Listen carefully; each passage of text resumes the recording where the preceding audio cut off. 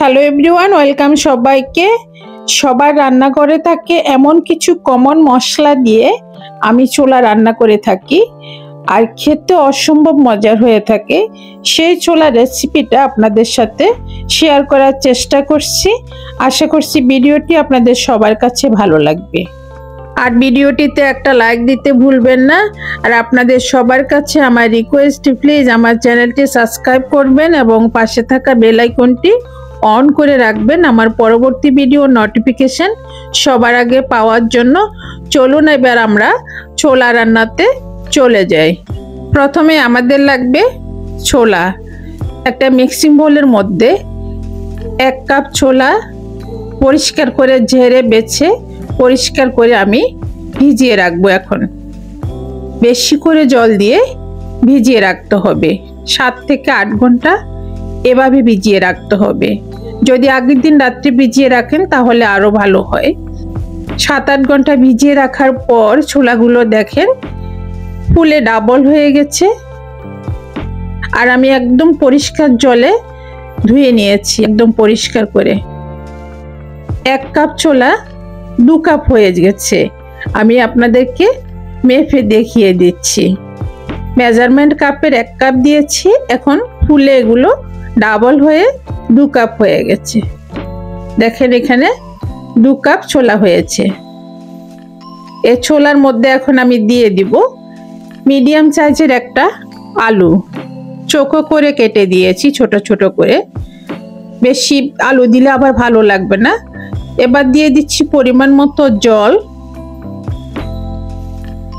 সেদ্ধ বসাবো সেজন্য দিচ্ছি এগুলো, স্বাদ মতো লবণ আর হাফ টিস্পুনের মতো হলুদ। হলুদটা অবশ্যই দিবেন, কারণ ছোলাগুলো কালো হবে না হলুদটা দিলে। এবার মিক্স করে নিচ্ছি সবকিছু। আমি প্রেসার কুকারে সিদ্ধ করব।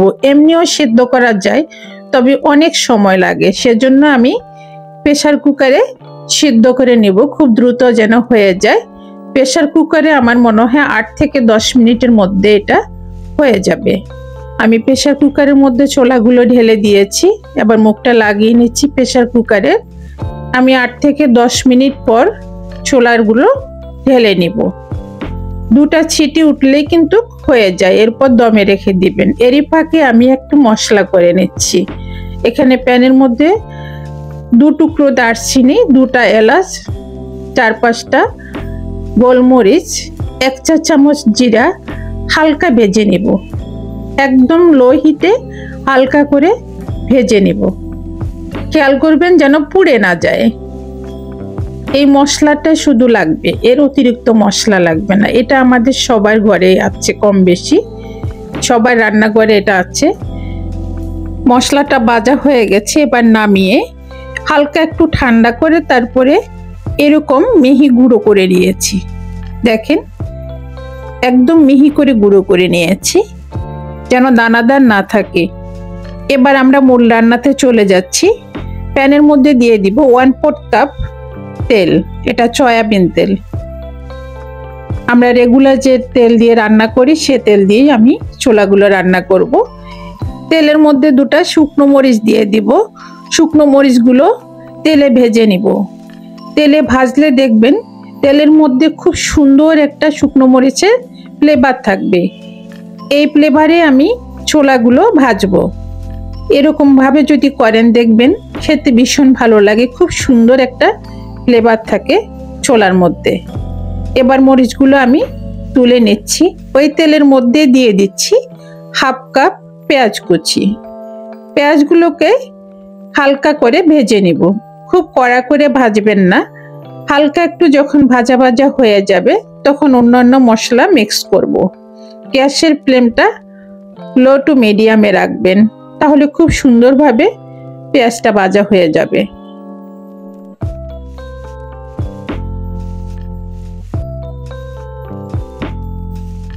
পেঁয়াজ ভাজা হয়ে গেছে, এখন এর মধ্যে আমি অল্প পরিমাণে একটু জল দিয়ে দিচ্ছি। আমার এই ছোলাটা রান্না করতে মোট 1 কাপ জল লাগবে। এবার দিচ্ছি কিছু মশলা, আদা, রসুন, জিরে, ধনে, হলুদ, মরিচ সব আমি 1 চা চামচ করে দিয়ে দিচ্ছি। এ জলটা দিয়েছি মশলা যেন পুড়ে না যায়, সেজন্য জলটা দিয়েছি। আর পেঁয়াজটাও একটু নরম হবে। এবার মশলাটা খুব ভালোভাবে কষিয়ে নিতে হবে। আরও একটু জল লাগবে, আমি আরও একটু জল দিয়ে দিচ্ছি, তা না হলে কিন্তু মশলাটা পুড়ে যাবে। এই মশলাটা খুব ভালোভাবে একটু কষিয়ে নিতে হবে। মোট 1 কাপ জল লাগবে এই ছোলাগুলো রান্না করতে। আমি একদমই ঘরোয়াভাবে ছোলা রান্নাটা দেখাচ্ছি।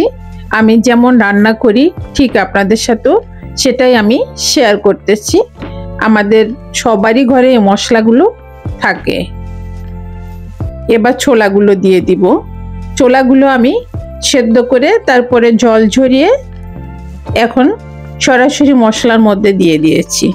আরও একটু জল দিয়ে দিচ্ছি যেন মশলাগুলো ছোলার মধ্যে ঢুকে, সেজন্য। আমার মোট 1 কাপ জল লেগেছে এখানে এই ছোলাগুলো রান্না করতে। এখন সব মিলিয়ে মশলা কষানো, ছোলাতে দেওয়া সব মিলিয়ে আমার 1 কাপ জল লেগেছে। আর অল্প একটু লবণ দিয়ে দিচ্ছি, বেশি দিবেন না, কারণ ছোলা সিদ্ধ করার সময় লবণ দেওয়া হয়েছে, সেটুকু খেয়াল রাখবেন। এবার খুব ভালোভাবে ভেজে নিতে হবে। গ্যাসের ফ্লেমটা লো টু মিডিয়ামে রেখে ছোলাগুলো ভাজতে হবে, তাহলে মশলাটা ছোলার ভিতরে খুব সুন্দরভাবে ঢুকে যাবে। এখন চামচ দিয়ে কয়েকটা আলু ভেঙে দিব, এতে করে কিন্তু ছোলাগুলো মাখা মাখা হবে। বেশি আলু ভাঙবেন না, তাহলে আবার খেতে ভালো লাগবে না। 5-6টা আলু ভেঙে দিবেন এভাবে চামচ দিয়ে। এবার আবারও কিছুক্ষণ নেড়ে চেড়ে ছোলাগুলো ভেজে নিব। আমি ঠিক এভাবেই ছোলা রান্না করে থাকি, কিন্তু সবাই খেয়ে বলে অনেক ভালো হয়েছে, সেজন্যই আপনাদের সাথে শেয়ার করছি। একদম সামান্য মশলাতে, বেশি মশলার একদমই প্রয়োজন হয় না, আর রোজাতে বেশি মশলা খাওয়াটাও ভালো না। দিয়ে দিলাম কাঁচামরিচ কুচি, আর যে ভাজা মশলাটা আমি গুঁড়ো করে রেখেছি সেটা দিয়ে দিচ্ছি। শেষে দিবেন এগুলো, দিলে কি হবে মশলার ফ্লেভারটা খুব সুন্দর থাকবে।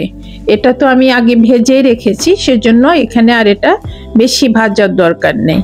জাস্ট এভাবে দিয়ে দিতে হবে, আর কিছুক্ষণ নেড়ে চেড়ে একটু ছোলাগুলো ভেজে নিতে হবে। এবার কিছুটা ধনেপাতা কুচি দিয়ে দিচ্ছি। ধনেপাতা কুচি দেওয়ার আগে গ্যাসটা বন্ধ করে দিবেন, তাহলে ধনেপাতার যে একটা ফ্লেভার আছে এটা খুব সুন্দর থাকে, স্ট্রং থাকে। খেতে ছোলাগুলো খাওয়ার সময় দেখবেন ভীষণ ভালো লাগবে। একবার হলো এভাবে বাসায় রান্না করে দেখবেন, দেখবেন খেতে ভীষণ ভালো লাগে। অতিরিক্ত কোনো মশলা নেই, অতিরিক্ত তেল নেই, জাস্ট অল্প কিছু মশলা অল্প তেলে আমি ছোলাগুলো রান্না করে আপনাদেরকে দেখিয়েছি। জানি না কতটুকু ভালো হয়েছে, তবে আমি চেষ্টা করেছি আপনাদের সাথে সহজভাবে অল্প সময়ে ছোলা রান্নাটা শেয়ার করতে। এবার সার্ভিং ডিশে তুলে নিয়েছি, আর কিছু গাজর, টমেটো আর শসা, পেঁয়াজ, ধনেপাতা দিয়ে ডেকোরেট করে দিয়েছি। এগুলো সালাদ হিসাবে খেতে পারবেন।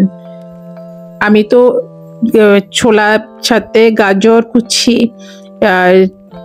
শসা কুচি, টমেটো কুচি, পেঁয়াজ কুচি এগুলো দিয়েই, শুকনো মরিচ এগুলো দিয়ে কিন্তু খেয়ে থাকি, ভীষণ ভালো লাগে।